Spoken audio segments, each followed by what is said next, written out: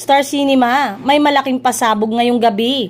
May malaking record-breaking na pasabog ang ABS-CBN Film Production, Star Cinema ngayong gabi.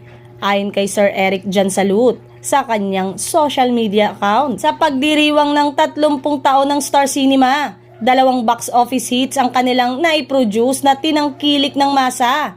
Ito ay ang A Very Good Girl ni nakapamilya actress at Asia superstar Catherine Bernardo at internationally acclaimed actress Dolly De Leon at ang MMFF 2023 entry na Rewind ni Nakapuso Royalties Dingdong Dantes at Marian Rivera. Nailunsa din ng Star Cinema ang short film na Toscoin na pinagbidahan naman ng tambalang KD Lex o nina KD Estrada at Alexa Ilacad sa ilalim ng direksyon ni blockbuster director Cathy Garcia Sampana na matagumpay na naipalabas sa Hong Kong noong huling bahagi ng taon na naglalayong palawakin ng turismo sa nasabing teritoryo ng bansang China.